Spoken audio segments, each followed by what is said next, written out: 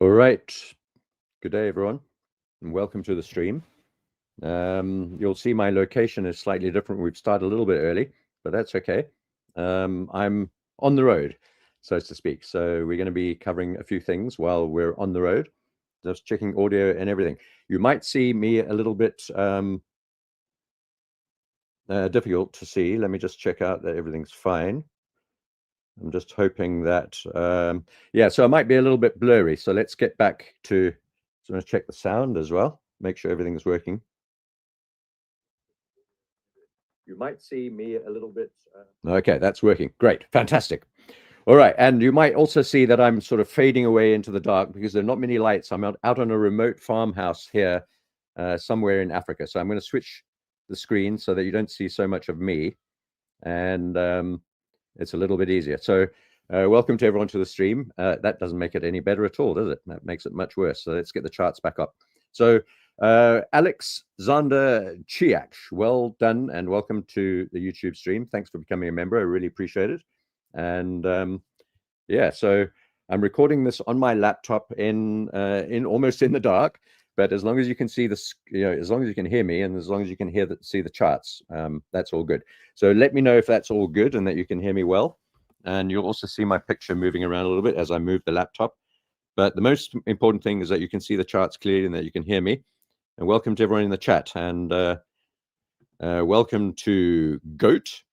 Nice to see you. Amon, looking forward to the show. Yeah, we begin shortly. There's a few different streams. We're also doing a different, two different streams simultaneously. One's on a laptop, one's on a mobile, one's on computer screen. So interesting way to go about it. We'll see if it works. I hope it does. So there we go. All right, folks. So we'll be starting in 5 minutes' time. I'm just doing this double check to make sure everything's working. And if you could please just let me know if you can hear me well. Good day, Vishesh and Emil. Always lovely to see you. And Martin, of course. Always nice to see Martin. And JG, short everything. Sell the Ponzi, Bitcoin, all altcoins going to zero. Happy days. Robbed again. All right, Vishesh. Hello, James and team from India. Nice to see you. Vishesh from India. Short on Natty, targeting 375. Sounds good. All right, folks. Hang out, get a coffee, check out the charts that you can see on your screen so long. And bear with me. We'll start literally on time so that no one gets left behind and no one misses out. NG gap down, maybe, Emil. We'll have a look at the charts shortly. I'm basically out of natural gas now, but looking to get into a position. We'll see what those might look like. And Ole, nice to see you. And Taranjit Singh, very clearly audible. This is great, folks. I'm just literally using my MacBook Pro. Admittedly, the audio is quite good. All the sound and the camera and everything's a bit better, but I didn't expect it to be as good as this, and it's really, really clear, and I'm very happy. So that means whilst I'm on the road and traveling, last time I was in Zanzibar, if you remember, we were doing this in Zanzibar this time last year. So I'm on my next road trip a year later. Haven't been away for the entire year. So I'm looking forward to getting on the road, but it's also the season to be merry in the market. So I see some negative thoughts about Bitcoin, alts, and stocks in general, maybe. I think I've got a slightly different view to all of that. Let's see if the picture's a little bit better now that the camera has adjusted. Let's see if this works. So hello to everyone. I'm here. It's James. I'm on holiday in a remote farmhouse in Africa and getting ready to start the live stream in 3 minutes. And I won't start before we get to the top of the hour so that no one misses out on what we've got to say and I don't have to repeat things. So Squigbull. Okay, Davis, Squigbull to you too. Top of the Squigbull to you. So it looks like you can actually see me quite well, even though it's very dark in this room. MacBook camera doing a good job. Yeah, so let's get these charts. I'm going to go across to my charts. We haven't started yet because I'm waiting for folks to come into the room, so please bear with me. We will be going in a few minutes' time. 119, 120 folks here, folks. Fantastic. It's lovely to see you all. Really appreciate it. While you're here, please like and subscribe. We've got a lot to talk about today. Markets are moving. There's a lot of action and there's a lot of things to be done, a lot of money to be made, I think. So make sure you subscribe to the channel. During next week, I'll be making regular videos during the week. I want you to subscribe so you don't miss them. I'll be doing some key videos pre-recorded during the week, Monday, Tuesday, Wednesday, right up to the end. And we've got Sunday live streams. And also throughout the week, we've got Crypto Paul, who's joined the channel. If you don't know, if you haven't been around, you should know by now. And he'll be doing his crypto analysis. And I think there are loads of opportunities on cryptos. So if you're into cryptos, stay tuned, subscribe, make sure you're part of this group. And yeah, and Crypto Paul will be doing his live streams and updates during the week too. And all sorts of awesome plays that have already been put out there. And many of our members already taken benefit of some of those big moves. Some real interesting names. ZEC, Zcash, for example. Massive moves, massive profits, lots of stuff going on. So yeah, so let's get to all of that in about a minute's time, as soon as we get to the top of the hour. Lovely to see you all. Thank you, Emily Trading. Great crowd in here. 140 folks, 142. Greetings from Oxford, UK. Wonderful. I used to live near Oxford, very close to Oxford. The Boring Channel, Metal Yellow. So I think there are folks joining from all sorts of areas on the internet, on Shorts, on X, here on YouTube. Thanks, James. Enjoy your trip. Orange juice. I'll talk about orange juice. Remind me if I don't get to it. I'm trying to see the screen here. It's going very dim. It's adjusting for the light, which is, and this room is really dark now, but the camera's doing a good job. Good day, TC and Marcin. Good day to all of you. All right, folks, let's get going. It's the top of the hour. Let's get into the charts. Let me switch over and get me out of the way so that we can see these charts better. Where is it better? I think like that. All right. Let's go and have a look. Now, I'm going to start with currencies as usual. Today might not be as long. Let's go. These are the cryptos, not looking good, by the way. We'll talk about that shortly. Let's look at currencies. A couple of things here. I will keep an eye on the chat. Joining from good old Summerstrand, Gareth. Nice to see you, mate. I'm reading on the other screen. It's nice to see you. I'm not in Summerstrand at the moment, Gareth. I'm somewhere else in a remote farm location. Let's look at what's going on. Now, I'm going to start with the dollar. I'm going to try and cover everything in about 20 minutes. So stay tuned, pay attention, and write down the levels and comments that I put up here for your future reference. So you can go back to them, have a look. Now, the dollar has reached a top here against the 200 period moving average here on the day chart, and it's now moved down from that top. It's also the top of Dixie Moab. The orange band across your chart is the breakdown level for the dollar, a multi-year support level, which broke down. Please let me know if you can hear me clearly, or if you can't, because I won't be able to read the chat. Now, the dollar has broken down through Dixie Moab, retested it from underneath twice now, once over there, once over there. Second attempt, we failed at the 200, going slightly higher actually, and moving down now below the 20 period moving average on the day chart. But we've got a tweezer bottom here, trying to bounce out of support in this area, this zone, below Dixie Moab, below the 200 period moving average, and above the 100 and the 50. So a little bit sort of in between. Not sure what the dollar is going to do next, but so far it's moving down. We must consider that trend is there until it ends. Ride the trend until the end, until it bends, as they say. Now, let's have a look at the other one. That's the Japanese index. We'll come back to what this means for the currency pairs shortly. This is the Japanese index.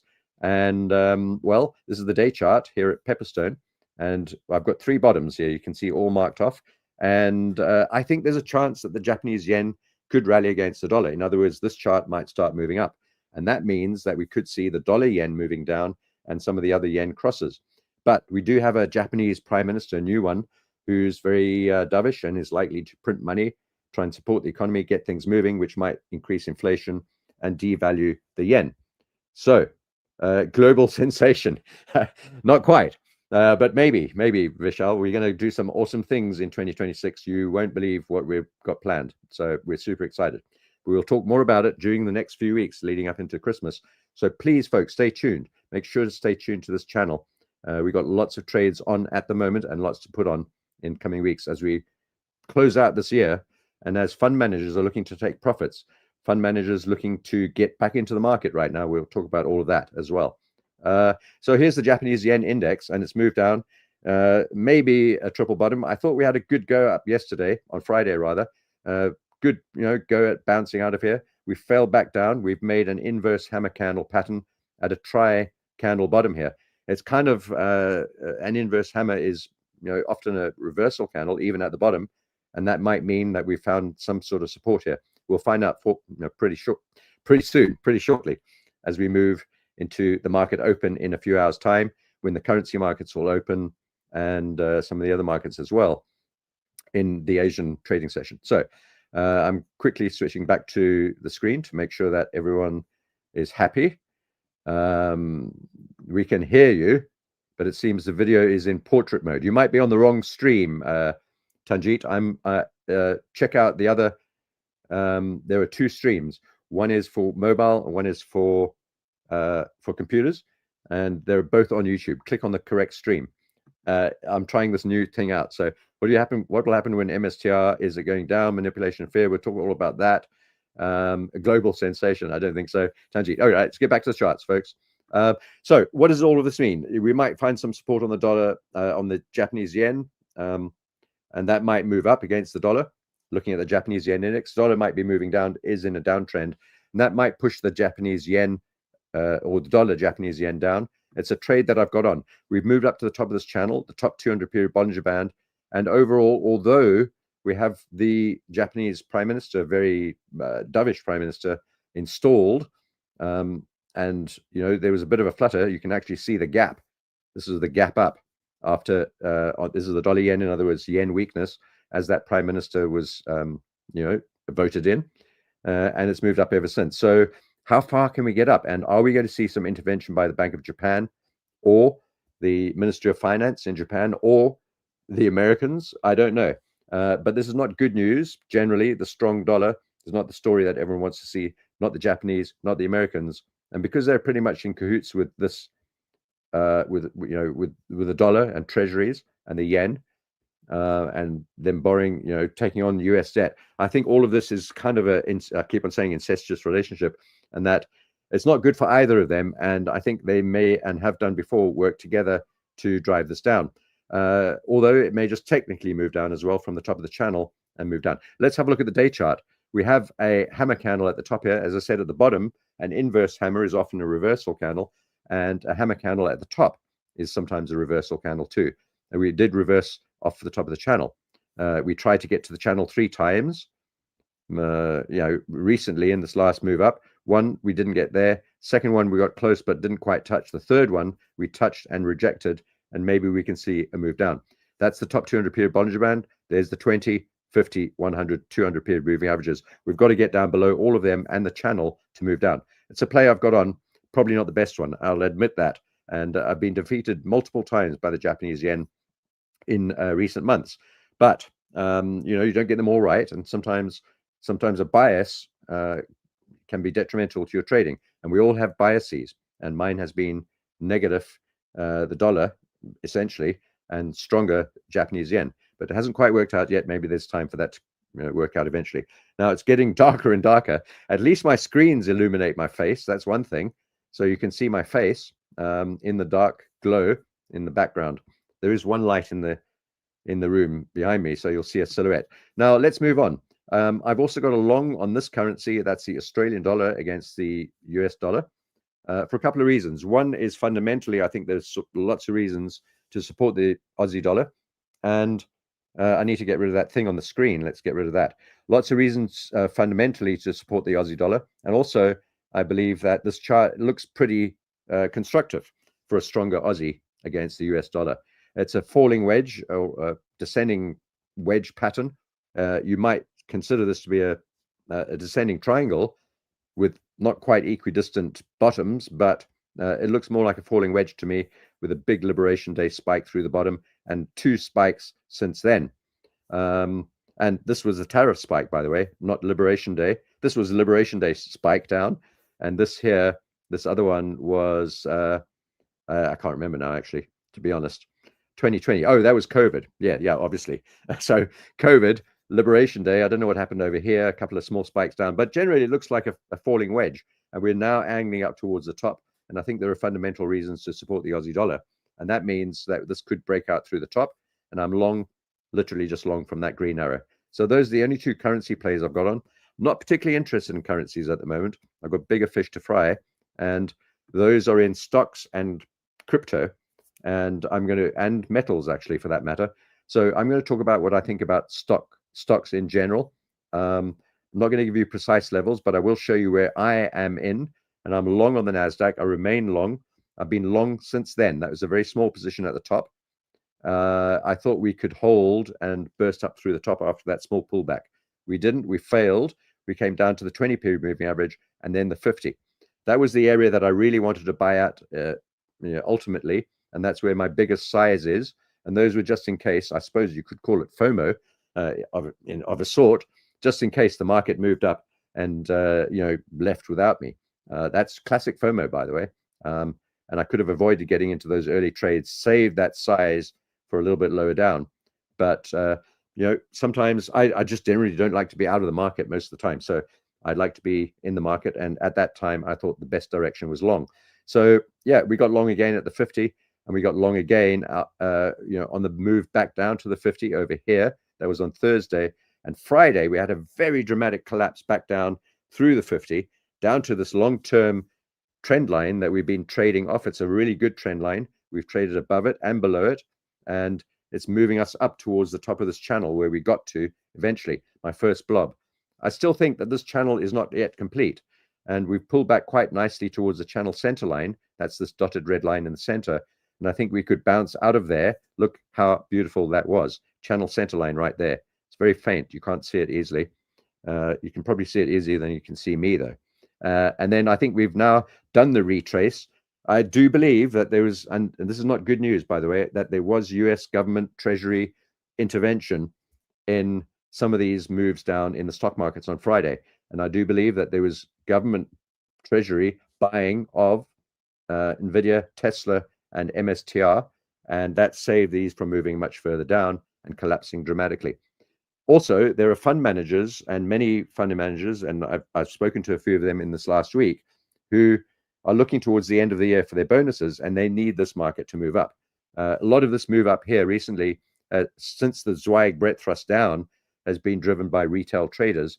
And I know for a fact, I've spoken to them face to face, firsthand, that many of them, not all of them, but many of them were left behind, or some of them got out. When we had that big sell-off recently, a couple of these sell-offs, a lot of them got out, have not got back into the market. They've gone into cash. And so they need to get back in, and they need this market to move up in order to gather profits for the year-end bonuses. And I think that's what the deal is. And I think, obviously, the Trump admin doesn't want a stock market collapse either. Certainly not at this point in time, with tariff discussion and all that sort of thing, and the shutdown just having happened, and the budget and all that sort of thing. We certainly don't want a stock market collapse. I think that's probably what they were thinking. So that's stocks. I'm long on NASDAQ. I'm long on S&P. I'm long on the German 30. And I think these are all going to try and move up next week. And someone asked about MSTR. I'm also long on this one too. I want to show you the longer term picture. This is one that a lot of people are feeling quite negative about this. I do understand the concerns and the worries. I'm going to change this to a log chart and show you what this looks like. This pullback has been pretty mild, really. We've only pulled back to that last move up, a little bit similar to the Bitcoin rally. And this chart doesn't look very dissimilar to Bitcoin either, with a big cycle move up, another one, and this recent cycle not really getting going after that last dip and just drooping down. Not dissimilar to Bitcoin. And if you look at this longer term chart, it's not doing too badly overall. Yes, quite a healthy pullback, but nothing too serious. And also notice it's the 78.6% Fibonacci level of the move up from that last breakout level and that previous swing high over there, the breakout, and this is the 786 fib. If we don't hold this level, that will be very concerning. We may have to return then, in that case, all the way back down to $100 on MSTR. We're trading at 200 now. That would be a collapse, all right? I think that's unlikely, but it's possible. And so that must be borne in mind. And if we do collapse below through this level, I'll obviously have to hedge the entire position, or at least a lot of it. So we got long on the final dip down to the bottom yesterday. We also got long, Friday rather, also got long on Tesla right at the bottom. That bounced out beautifully. I have another small position from further up, but we've been long on Tesla for a long time, ever since this triple bottom down here. And we got most of the profit on Tesla into the triangle and quite a lot out of the triangle. And we're now rebuying to get the next move up. note the double top up here against that previous high from December 24. We've got to get through there, and Tesla might have a go during the week as well, or at least in the next couple of months, 6 weeks before the end of the year. Coinbase, same thing. I bought some more. I didn't buy more Coinbase, actually. I might buy next week.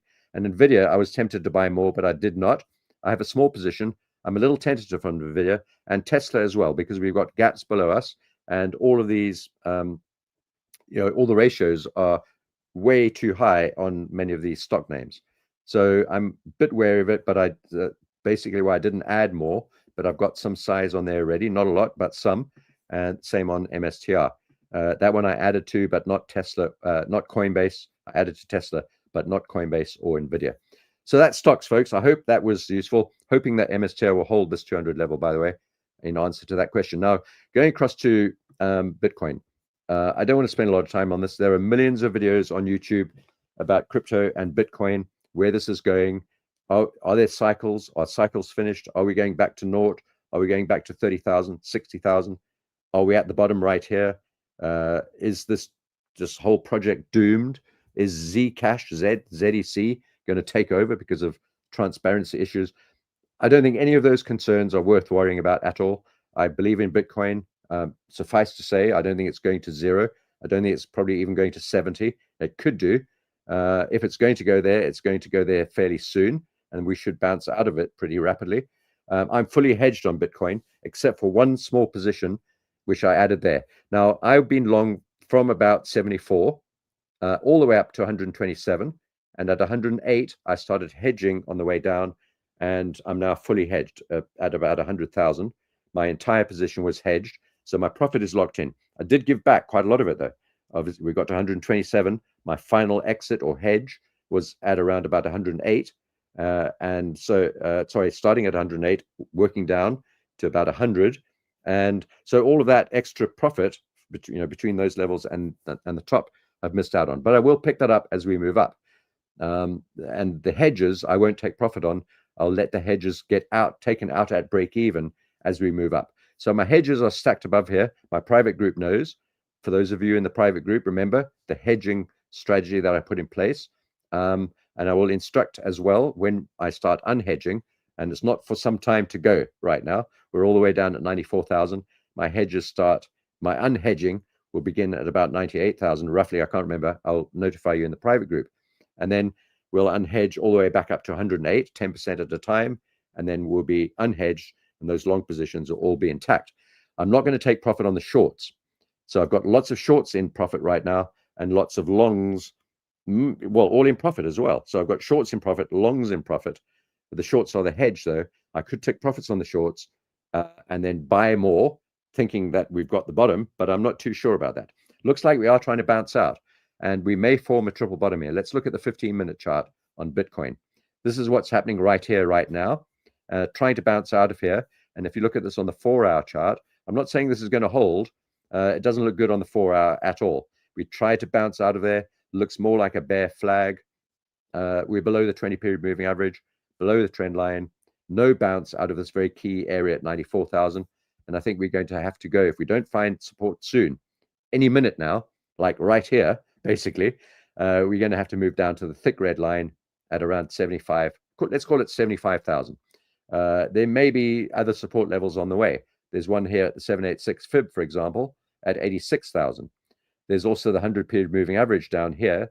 This is the weekly chart, to remind you, at 82,000. So various support levels. And if we go to the daily chart, you'll see that there are also support levels. Now, there's a thesis that's going around, and this is what happens on the internet. You get these memes. My back's getting sore because I'm sitting cross-legged on the bed in this place in the dark now, almost pitch dark. You can see my face because of the computer screens. There's a sort of a meme, I'll call it a meme going around, that Bitcoin is entering the discovery phase of an IPO, and that now all the private holders have, quite a lot of them are ditching the OGs, the originals who bought Bitcoin when it was a few dollars or a few $100s or a few $1,000s, are ditching their Bitcoin, taking profit. And, as someone said, unless they take profit, what's the point of it? So they have to take profit at some point, as we all do, because we've got to spend the money and buy things. So they're taking profit. But The new buyers that are coming in are the institutional buyers, the hedge funds, BlackRock, Michael Saylor, etc. And the institutions are like the IPO discovering price. And as fast as the OGs are selling their Bitcoin to realize their profits, there's buying supporting the price. And surprisingly, we haven't dropped below, not much below 100,000.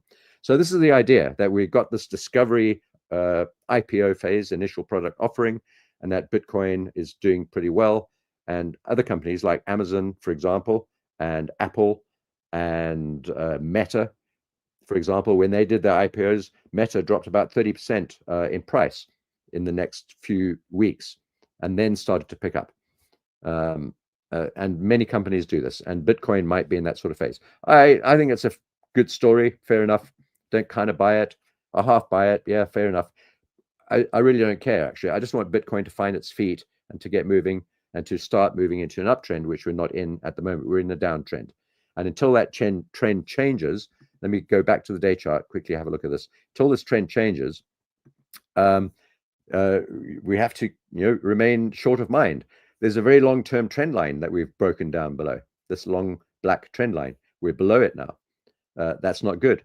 We got the 618 fib that we're at right now on the day chart, and it's a clear support level, and we're holding here for now, but not convincingly. It's not bouncing, it's not doing anything violent, there's no volatility, it's just sitting on the level. So it's not strong, it's not good.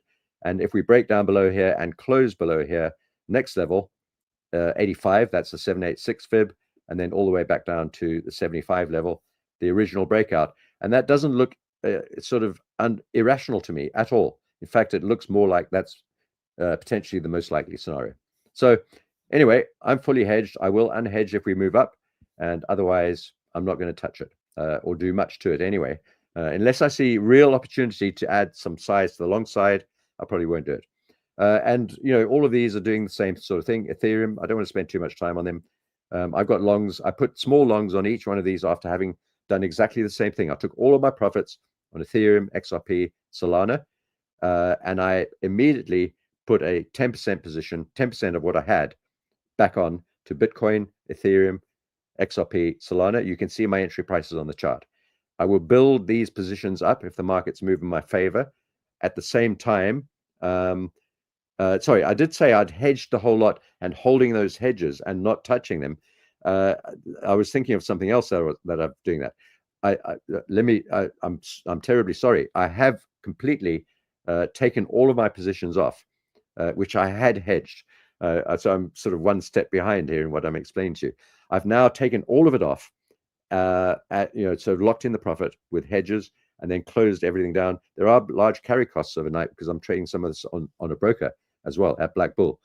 And so I've then took 10% of my original position, 10% size, what I want to allocate, and I put that 10% back on at those green arrows on these charts. So you can see the price levels, and I'll add to those 10% positions as we move up. And if we move down, I might add to those too, because they're very small and tiny positions, and I've got plenty of space to add and very, very, very low risk on these trades at the moment. It's now time for me to start building up this long position. It might be, of course, that we do move back down to this big red line at 75. And of course, if we don't move up, I'm not going to be building any position. I won't be adding to my current positions. I might even hedge them if they move down super fast dramatically. So that's all of that. All right. Yeah, so JG doesn't like Bitcoin. All right, fair enough, mate. Let's talk in a couple of years' time, JG, and see where we are. You might be right. I'm not saying I'm right. I'm not always right. Now, let's talk about gold and silver and copper and platinum. I just want to say that I'm now short on gold. I have nothing on silver. I'm short on copper, and I have nothing on platinum. So I'm short on gold, and I'm short on copper, and nothing on silver. Now, my contention with gold is, and it remains as it has been. I hope you can still see me. I'm sure you can. Let me get to some questions quickly. Scroll through some of the stuff here. All right, let's have a look. Okay. All right, so a lot of questions. What are your thoughts on the DAX next week? Yeah, so long on the DAX, Ole. I'm long on all the stock names, including the DAX. Any support at 50K? I'm not sure you're talking about Bitcoin there. JG, I know you don't like Bitcoin or any of that stuff. Fair enough. I don't like a lot of other things that people trade. I trade things that I like to trade. So let's go back to gold. And I think there's a very good chance that this will top in my blob. I've talked about this many times. And I will do a special video on metals next week, during the week, recorded and uploaded to YouTube. So please make sure that you subscribe. Press the notification bell too. There's a little bell on your screen that says something like, I don't know what it says. It's just a bell. Click on the bell and you'll get notifications when I drop new videos. But I'll be doing special videos on gold, metals, etc. next week, very early, probably tomorrow, actually. I'll be doing a video on oil and natural gas in detail, maybe on Tuesday, maybe tomorrow as well. I don't know. And I'll be covering some of the other things, Bitcoin as well. And I'll be covering softs and grains and stocks and everything. I'll be doing loads of videos this week, and then a live stream again next Sunday. And of course, Paul will be doing his videos on crypto too. And if you're a crypto trader, I am not so much into the alts, but definitely into Bitcoin and some of the major alts.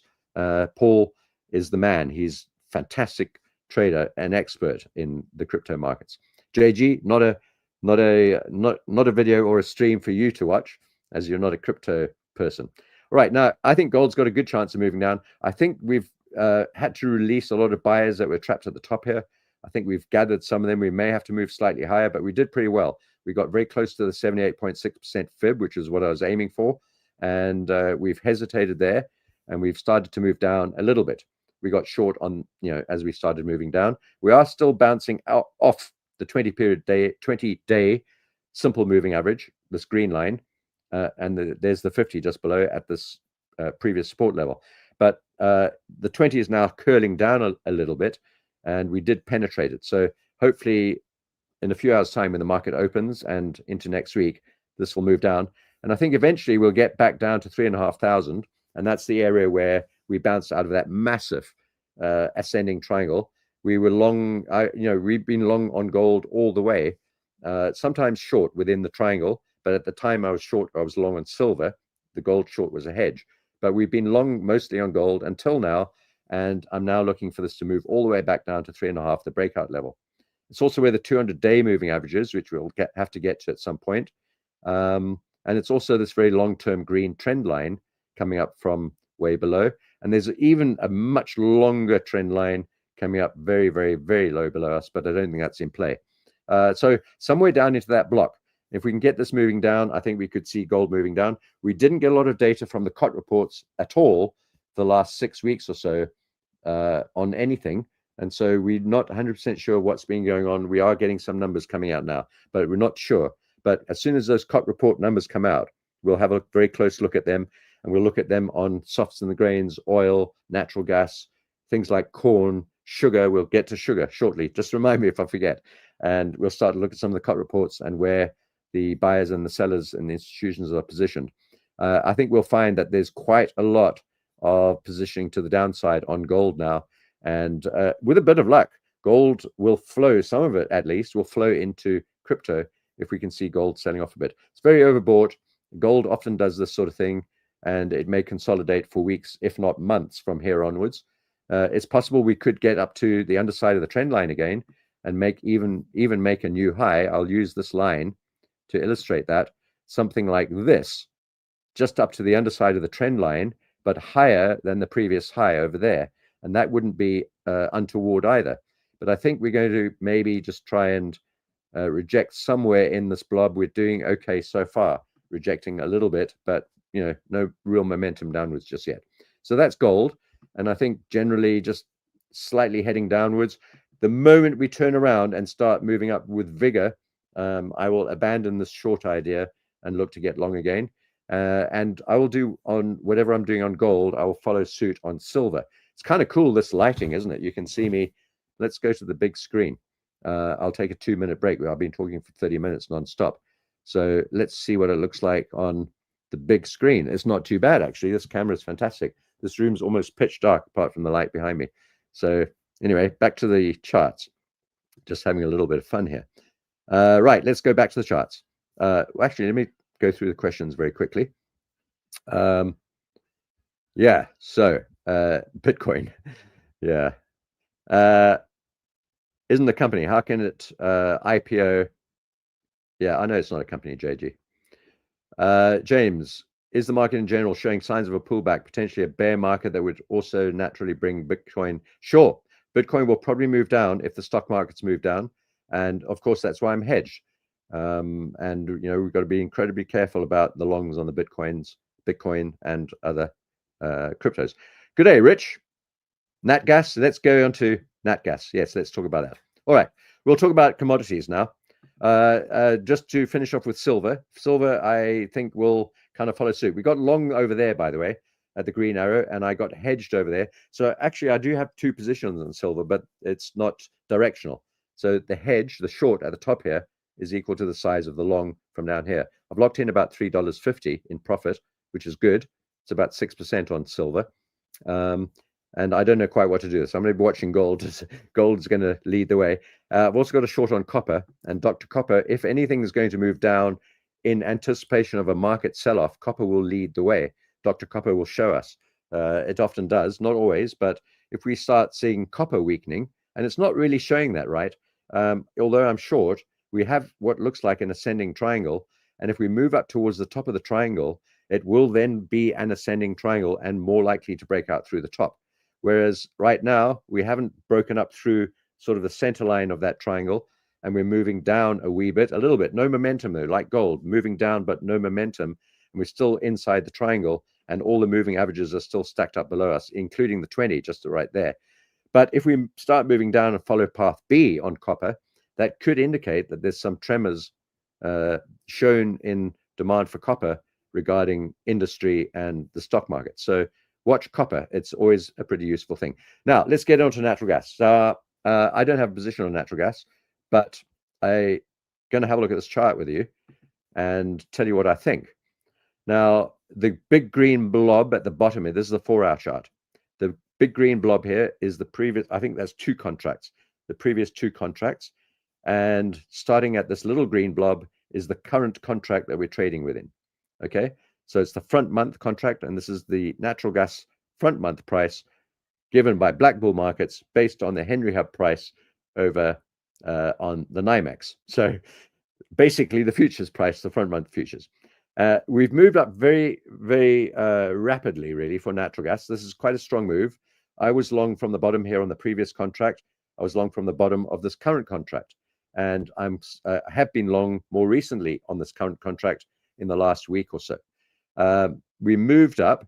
I'm not going to give you all the intricacies of what happened during this trading period, but if you're in my private group, please come and join my private group if you want to learn how to trade natural gas. And those of you who are in the chat right now may verify that we're pretty damn good at it, and we make quite a good money on trading natural gas. So, so those of you in the private group, as I said, will know that we what these trades were, but basically along at the flat black line at the bottom here, and hedged at the top there at the channel center line after it showed weakness. I thought we might get up through the channel center line up to the channel top, but we didn't. We failed at the channel center line after performing a bearish reversal engulfing candle and then moving down. And once we didn't bounce out of there, I basically hedged the position. So where could we go? Right, I have an idea. I'm going to move my legs. I'm sorry, folks, because I'm getting sort of cramp here. Let me make sure that this picture's still visible. And also, it's not good to put the laptop on the bed. Okay, you can still see me slightly. All right, there we go. Let's do it like this. This is how we make a plan when things are tricky. I'm literally sitting on a bed in the dark, and but you can still get the news, which is fantastic. All right, so what could natural gas do? There's the 100 period moving average on the 4-hour. I'd like to go to the day chart rather. Let's have a look at the day chart and see where you can see how fast we move, how steep this is, and how likely it is that we'll come down. We don't know what the weather. I haven't had a look. I'll be looking shortly. We've still got a few hours before the market opens. I'm going to have a look at all the weather reports and so on. And just, I don't know whether we're going to gap up or gap down or gap nowhere. But I have a feeling we need to at least get back down to the 20-day moving average. This will move up as we roll over today, but probably down to where the purple arrow is at the bottom there. And I think we could get a move back down to the black line, basically where we got long on the last occasion. But do allow for a move all the way back down to 375. 375 is the key level on the natural gas chart. It's not that far below us. And we're trading at, well, it's a long way below us, actually. we're trading at 450 right now. So, you know, 75 cents is a long way. So, you know, if we do get back down there, it's going to take some time. It's not going to be overnight, might not even be in this contract. And we might not even go there. Overall, my opinion on natural gas, if we can get above this yellow zone, is that we could move higher, and we could move up to $5.20 higher. So let me just reset this and zoom in. And you can see we're basically at the top of the range, and we're also below that last dip down from that big move up during Ukraine war and post-COVID and the liquidity explosion. As you know, we saw just massive inflation overall as well on top of it all. Natural gas moved up there, and where it dropped down to is where we've just moved up to now. It's also a double top-ish at this level over here, and it's also at the top of what I consider to be the new range within which we're now trading. So if anything, the short looks right, and we may be getting short at the market open. Let's go back to the 4-hour chart, and depends on how it gaps. You know what happens when it opens. Maybe we'll gap down, maybe we'll gap up and get a chance to short the gap up, move down, or gap down, bounce up. I don't know. You know, that's why we have to play this in real time, and I like to play the 4-hour candles on natural gas. So I'll be watching those, starting with the first opening candle. Where are we going to open in a few hours' time? I suspect we may gap down just at it with a cursory look at the weather, and you know, we'll try and get short maybe if we see the thing moving down to the downside. Target might be just to the bottom of the green purple arrow at about 420. That's 30 cents down. Maybe slightly lower at about $4 with a big round, or $4 and a few cents. And if we do really see this pulling right back to the base support level in this new, what I think new range is likely to be, that would be 375. So possibly short at the open. Let's wait and see how we go. And for those of you in my private group, stay tuned. I will be there in a few hours' time. I'll let you know what I'm thinking about natural gas after having observed the open. Right now, it's a weird angle to look at me through this strange angle. Now, please ask me about that if you've got further questions. I'm not going to cover uranium, except to say I'm long on uranium. I think uranium is a great play. It's had a very nice pullback. We come back down from $60 all the way back to 45-ish. I got long at 47, and we're holding at the 100 period moving average on the day chart. We may get another dip down to the 200 or into this volume zone. The point of control on this chart is at about $40. I think we could get to $40. We're at 44 now for a buy on uranium. And then oil, by the way, XLE, I'll come to oil shortly. XLE, the energy ETF, I've taken profit on that. I'm out of that long. That was a good one. And then WTI oil, I'm short, remain short. And this is the day chart on WTI. That was the big move down on Wednesday. We bottomed with an inverse hammer candle on Thursday, which is always going to be a potential reversal back up to the upside. We moved up on Friday, back up to the 50. But very interestingly, notice how we were stuck between the 50 period and the 20 period, the red and the green, for about 2 weeks. Once we broke down through the 20 and broke up through it back to the 50, we didn't hold either the 50 or the 20, and we're now still below the 20. So still bearish on WTI. My target for this one, this is the day chart, is much, much lower. You can see I've taken a lot of my lines off here to clean up the chart. Much, much lower. First of all, down to 55. That almost triple bottom now, which could hold, by the way. Triple bottoms love to hold. Look at the last time we had a double bottom and a sort of a triple bottom there, bounced out. Not quite there. Quadruple bottom there. It likes multiple bottoms. Double bottom here, maybe a triple. Not that one didn't quite get as low as the previous low. So yeah, I think we could move lower. I think my target is $50 for WTI and slightly lower, but it'll take time to get there, and it'll be messy and choppy along the way in general. So that's natural gas and that's oil. And I think I might just cover quickly long on a couple of stocks and grains if you're interested. Sugar, we're still long on sugar, bouncing out of that zone, out of the point of control, tiny point of control, little local point of control, and bouncing out really nicely. Beautiful move up on Friday, up to the channel top. We need to see it busting up through here now. That's my best position down here, and I've got a few other ones. This has not gone all that well. These are smallish positions, but still substantial enough to make me annoyed and irritated by this move. But I think we've got a bit of a base forming here on sugar, and I think I have an idea that all of these softs and grains, if anything, will be biased to the upside towards the end of the year and into next year, and that most of these, except for maybe coffee and cocoa, but most of these will get a bit of a bid. I'm now out of soya, having got long on the break through that hang on, flat top. Let's go to soya, flat top breakout, and long. I want to play you a little tune here while I'm doing this. I got an idea from, so we're talking, this is this sort of hype for crypto and stuff. Okay, I'm going to start playing this sort of music. So here we go, crypto, blah, blah. Right, let's get rid of that. Just getting a little creative. Practicing all sorts of things here. Right, let's go back to that, where we were. So yeah, soybeans got long on the flat top breakout there, and now out. I think this has got a good chance of moving up higher as well. Most of these softs and grains, commodities, have got a good chance of moving up. I've got out of soya and I've got out of wheat, those two specifically, and I've taken some of that capital, I've allocated it elsewhere where I think I can get better returns, like stocks, some of the stock names, and I think Bitcoin and some of the cryptos as well. Sorry, JG, but we have opposing opinions on this. And so I've taken some profits on soya and wheat and allocated that money. Fortunately, although soya has moved up and we've lost out a little bit on that, wheat has actually moved down. We took profit literally right at the top. It's moved down. If you want to get long on wheat, it's approaching a new buying zone.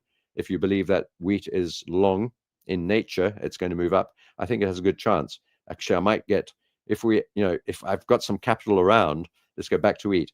I might start allocating a little bit back to wheat and back to soya. I think wheat has a very good chance of quite a strong breakout following the green arrow. And I think many of these softs and grains do have a good chance. I want to get long on lithium as well. No chance to do that so far just yet. And then there's a couple of charts here that I'd like to show you that are super interesting. One is the ZAR. For those of you trading, I know one or two are. Maybe you, Gareth, trading this chart. I'm a little concerned about this now. The more I read about what's going on in South Africa with basically energy and rare earth mineral investments in South Africa and Southern Africa in general, specifically Namibia, supporting the rand, and then also the price of gold, oil, uranium, plutonium, lithium, rare earth stuff, all that, all going up dramatically over the last few months, has made the rand strong. And I keep on thinking that it's being manipulated. It probably is, but also that this there may be more to all of this investment in Southern Africa in energy and rare earths than it might be bigger than we think. I don't know. I'm not privy to that sort of information, but we are at a low. We are trying to bounce out, and we do have what looks like a one down, one up reversal pattern here on the day chart on the ZAR, and I'm still long on that. And then the Bitcoin dominance chart, for those who like this chart, moving down on Thursday, bouncing up a little bit on Friday as the cryptos have moved weirdly and strangely. We'll come back to that shortly. And then the Bitcoin gold chart, I think this is, I've had to redraw this chart, admittedly. I had a rising ascending triangle drawn in here, which failed, the bottom failed, which was basically this black line. But I've drawn in a different line. Let's go to the weekly chart. And this is a very long-term trend line, which I really like on the Bitcoin gold chart. Let's zoom into some of these touch areas. Look how well it held here all the way back in 2014. Touch there in 2014. Let's zoom along. We get to 2017, perfect touch on that line. Let's zoom along. 2018, perfect touch. 2019, perfect touch. And then we go to 2020, perfect touch. Yes, a spike through, but no closes beneath the line. And then we come to 2022, perfect. And then where we are today, we haven't quite got there. We're almost there. And notice that the 200-week moving average is just below us here on the Bitcoin gold weekly chart. So that's why I've drawn a blob there, and I'm hoping that will hold it. And I think this might be the key to the story. If that fails, I think Bitcoin's going down to 75,000, or it's a good chance of that happening. If this holds, I think Bitcoin might just hold roughly where we are currently trading, about 94, 93, something like that, and that we might bounce out of here. But I don't know. I'm fully hedged at the moment, and whatever happens next, if it moves down, is of no real consequence to me because I'm protected now. on that, except for obviously my Bitcoin in storage is going down, and that will carry on going down if Bitcoin keeps moving down, and that's the risk I'm taking. So there we go. I'm going to go through some of the questions as we finish off. We've been going for 45 minutes. I'm sitting cross-legged on a bed. My back hurts, and but I'm doing this for you folks, so I hope you appreciate it. If someone's been bugging in your trading, drop it in the questions. Thank you, Emily Trading. Quite right. Pop your questions up. We've got a few minutes left. What are your thoughts on the DAX? Yeah, I think it's going to move up. We spoke about it, Ole. All right, let's go through. James, is the market in general showing signs of a pullback, potentially a bear market? I don't think so, TC. I think everyone who's saying it's a bear market might be wrong. I don't think so. I think we've got, I actually almost think that 2026 might be very bullish. It's either going to be that or it's going to be incredibly bearish. I'm going with a bullish argument for all sorts of reasons, which I don't have time to talk about now. Hi, Rich. NatGas. Yeah, we talked about that. I hope that covered all your questions. Corn, lithium, NatGas. Yeah, corn. Let's go back to corn. Thank you, Veli. Corn. We did go to that chart. Yeah, so I'm long on corn. I forgot to mention that. Yeah, I'm also long on corn. So my positions on corn, we got long at the bottom there some time ago. We got long over there. It broke out through the top of this very nice breakout level. Multiple bottoms. Let's just have a look at this line. Multiple times. I can go back many years, and this line has been important. And we broke out through the top of it. We've pulled back just to underneath it with a big bearish reversal candle, but I wouldn't worry about that too much. I think the breakout pullback has been completed. Allow for a move down to the purple block or arrow, and the top of that previous breakout level, and that's at about 414. We're currently at 425, and I got long at 425. So back to where we got long, but I think we're going to bounce out of there. I hope so. So that was corn,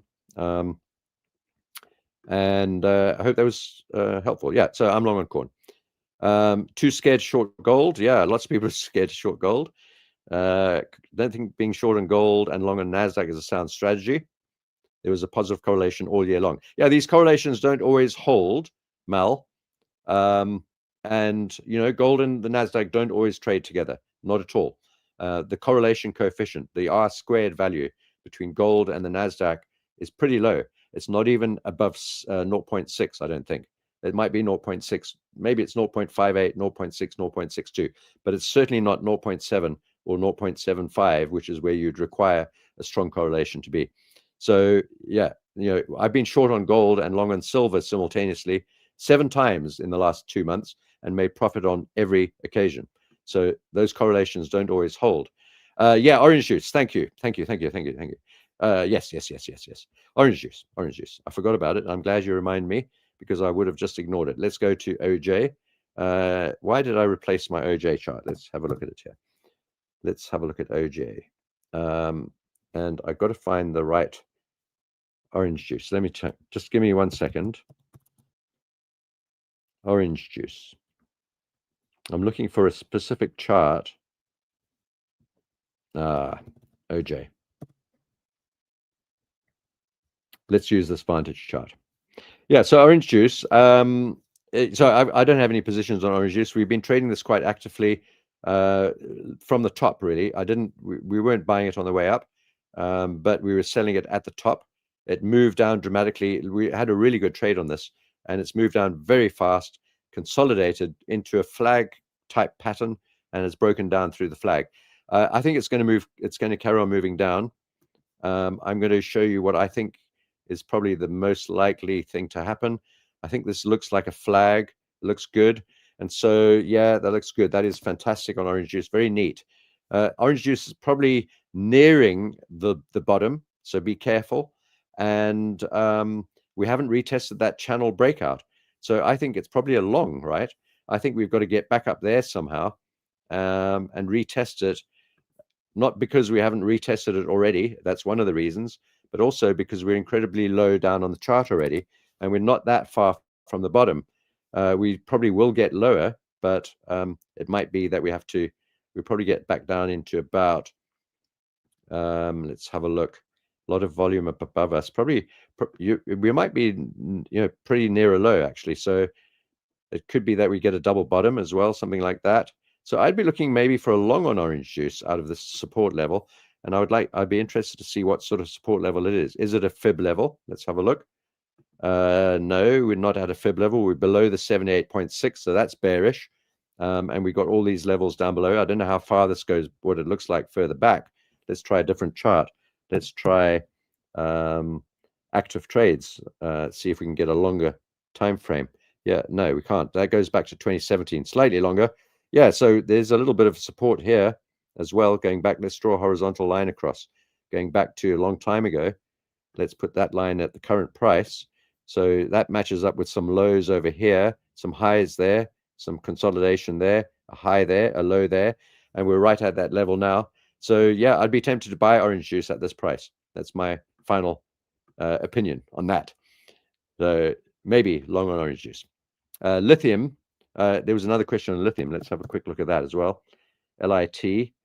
Let's have a look at this. I'd like to buy lithium. I haven't got a trade on. We've had loads of trades on, well, not loads, several trades on lithium. My sort of buying all the way up into the blob over here. I got out of lithium at the blob.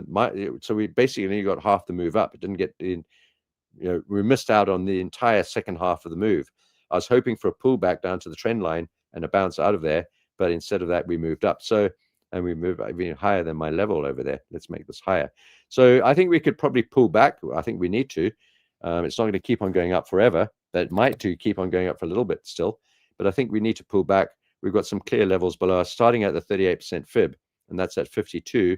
There's a swing low and a gap. That's a good area there as well at 53.8. And there's another little gap and double gap actually below us here. That's probably the most immediate support at 58.30. At some point, I'd like to get long, but I don't know where. Any of these levels, if they look good, I'll be looking to buy lithium. It is pretty overextended though, and we've had a good run up. Loads of space to go still, if we want this to keep moving up. But we are into a bit of resistance in this zone, and we probably need to pull back a bit on lithium. So I hope that was helpful. I'm not even sure. Oh, you did ask about lithium. You did ask about lithium. I'm too scared short gold. Yeah. All right. We talked about correlations. Yes. NATGAS. We're talking about the futures, Eli. I've done that already. Talked about NATGAS. Sitting on the bed with a laptop, twisting your back with strain on the lower back. You're right, Gertrude. Definitely strain on the lower back. But it's okay. We'll be finished soon.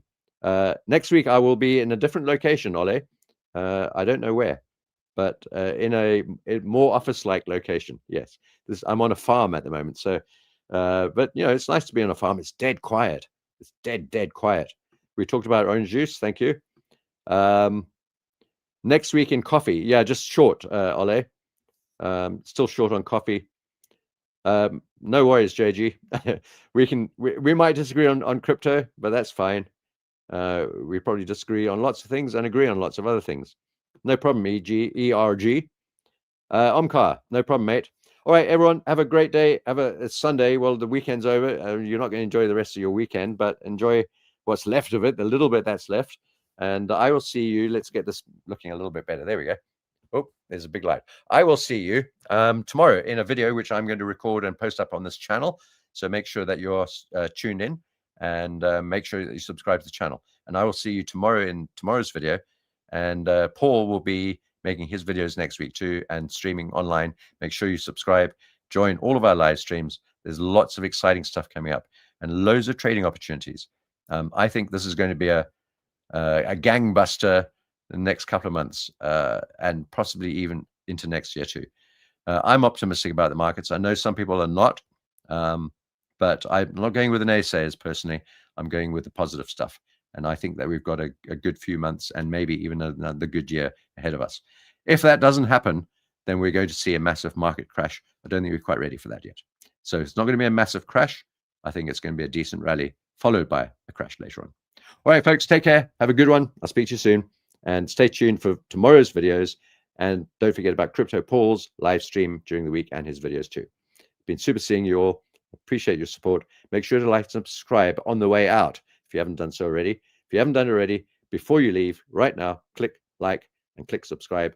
If you'd like to join the private group, there are links below. There's also a free giveaway for our risk lock method, scot-free. Click on the link. I'll send it to you. Take care.